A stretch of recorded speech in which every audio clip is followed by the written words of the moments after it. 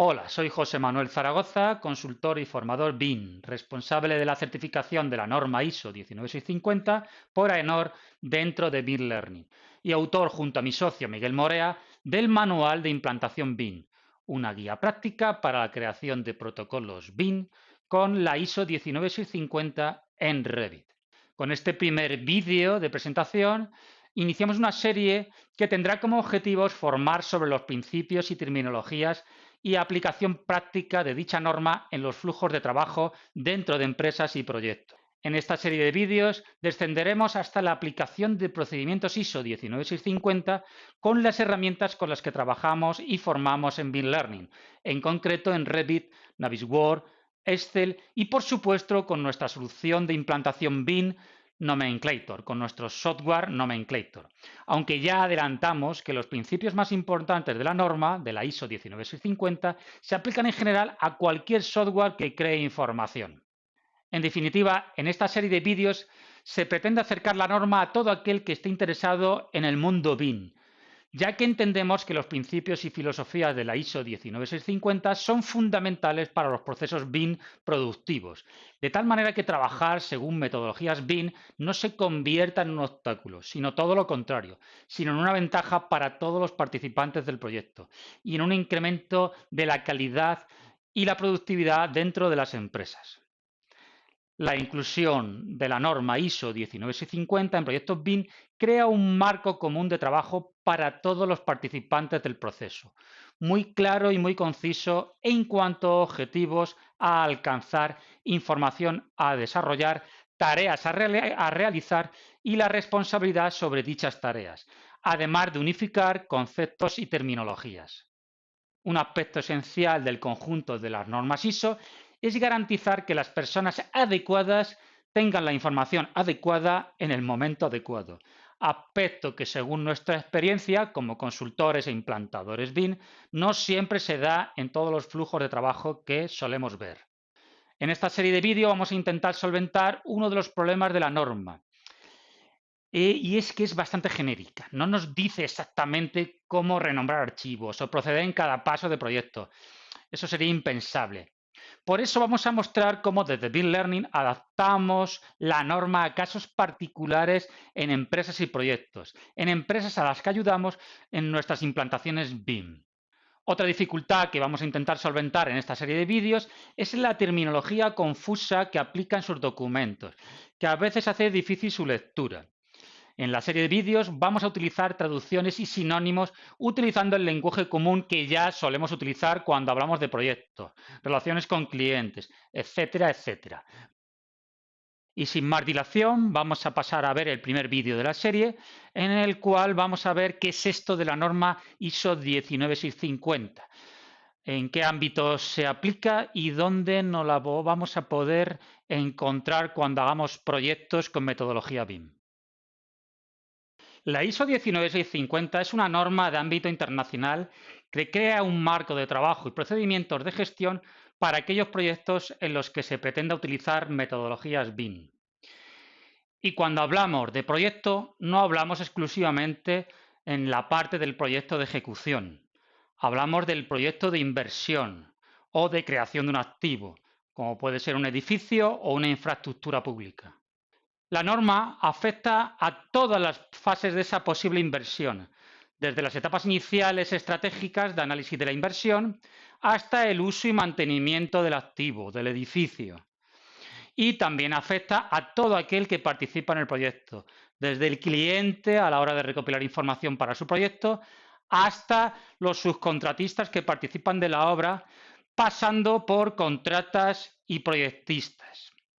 La norma se centra en la gestión de la información durante todo el proceso de desarrollo de proyecto, en la información sobre los objetivos del inversor, la información desarrollada por el proyectista para crear, por ejemplo, el proyecto de ejecución, o en la información que debe crear la constructora junto a sus subcontratistas en la fase de construcción. Cuando se aplica la ISO 19650 no escapa nadie, empezando por el cliente y continuando por el proyectista, calculista, contratistas, subcontratistas y por último el mantenedor usuario del edificio. Todos ellos deben aplicar los principios y procedimientos de la norma. Es importante indicar que no es una norma obligatoria, no aparece en ninguna ley ni reglamento. Solo es obligatoria desde el momento que el cliente así lo indica o si aparece en la licitación. Y que su aplicación, además, habría que modularla, compensarla en función de la complejidad y tamaño del proyecto, sobre todo en cuanto a procedimientos. No es lo mismo un procedimiento de un gran hotel o de un gran hospital que de una pequeña promoción de vivienda colectiva. En cuanto a principios y filosofía de la norma, hay algunos de ellos que son irrenunciables en cualquier proyecto. Por ejemplo, el uso de entorno de datos común para la compartición y transmisión de la información. Entorno de datos común en la nube, tipo BIM 360, Google Drive, por decir un par de ejemplos de los muchos que hay. El uso de estos entornos de datos común no es negociable, por lo que ya se adelanta que con la norma ISO 19650 nos podemos ir olvidando de seguir enviando la información con correos electrónicos. Del mismo modo que inevitablemente habrá que establecer y acordar ciertas normas y estándares de nomenclatura para los archivos que se produzcan durante todo el proceso. Los que hemos trabajado con proyectos sin nomenclaturas claras o recibiendo cadenas de correos, sabemos lo complejo que es gestionar esa información sin un estándar claro de nomenclatura y de gestión de los archivos. Sobre el origen de la norma y su composición hay que indicar que de momento la norma realmente se compone de 5 partes. Hay una primera parte sobre principios de gestión de la información, que es una parte tremendamente importante y es la primera que vamos a abordar en la serie de vídeos. Sobre la filosofía que indica esa primera parte vamos a poder basar nuestras metodologías de trabajo y de gestión de la información en metodologías BIM. Otra segunda parte versa sobre los procedimientos de gestión de la información, sobre el desarrollo concreto, procedimientos, desarrollo en los procesos de proyecto de ejecución y justo antes del proyecto de ejecución, cuando el cliente tiene que analizar sus necesidades respecto del proyecto.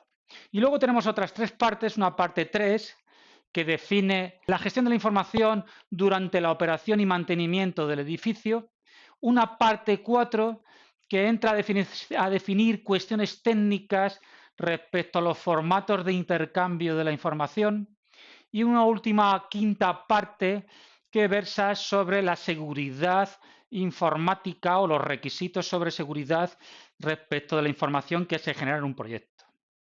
Nosotros nos vamos a centrar en las 2 primeras partes, en los principios y filosofía de la norma y en los procesos de gestión de la información durante todo el procedimiento de proyecto. Además, son las 2 partes sobre las que estamos certificados por AENOR y entendemos que son las partes más interesantes y las que más pueden aportar a proyectistas o constructoras. Como parte importante y positiva, indicar que los principios de gestión de la información se pueden aplicar incluso en herramientas no BIM. ¿Por qué? Porque al fin y al cabo se trata de gestión de la información, se genere con el software que se genere. Y eso es interesante, ya que podemos empezar a aplicar principios de gestión, como los usos de entorno de datos común o nomenclaturas. Estos principios los podemos utilizar incluso con tecnologías de CAD, tipo para quien utilice AutoCAD y ficheros de WG. En definitiva, son cuestiones de tener un mínimo orden a la hora de clasificar, enviar y almacenar la información. Muchas veces de sentido común, pero que en la práctica diaria se nos demuestra que no se aplica ningún tipo de norma.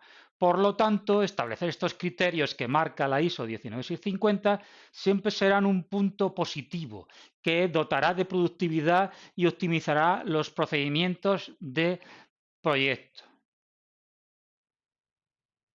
Ya hemos adelantado un par de principios irrenunciables y principales de la norma, como son la utilización de entorno de datos común para la transmisión y gestión de la información, así como la necesidad de emplear nomenclaturas para la gestión de archivos, y para definir los flujos de trabajo con esos archivos.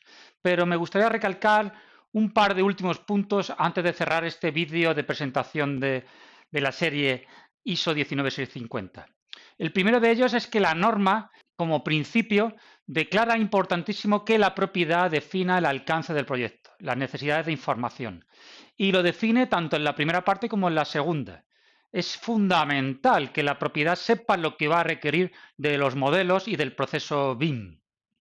Para ello, la norma indica que será el cliente, obligatoriamente, quien deberá generar un EIR, unos requisitos de intercambio de información, donde se defina las necesidades de esta información, el alcance del proyecto, hitos, plazos, etcétera, etcétera. Uno de los principales problemas muchas veces cuando realizamos proyectos es que el cliente no tiene claro lo que necesita. Y con BIM eso es más grave todavía, porque trabajamos con modelos BIM mucho más complejos y con mucha más información. Y como último punto es respecto al BIP, al plan de ejecución BIM. Ya por fin tenemos en la norma, en la parte 2, declarada muy claramente la estructura de un plan de ejecución BIM, sin lugar a dudas. Ya no vamos a tener que ir a Internet a rebuscar por la red trozos de BIP para intentar montar un guión de BIP adecuado. Clarísimamente está estructurado un plan de ejecución BIM secuencialmente y donde no se escapa a nada. Así que, resumiendo, vamos a tratar en esta serie de vídeos sobre dos documentos de la norma ISO 19650, el primero y el segundo, y ya en el siguiente vídeo que os esperamos trataremos ya de cuestiones prácticas. Vamos a empezar viendo la necesidad y cómo funciona un entorno de datos común. Así que recordar, el correo electrónico ha muerto, larga vida al entorno de datos común. Hasta luego y nos vemos en el siguiente vídeo.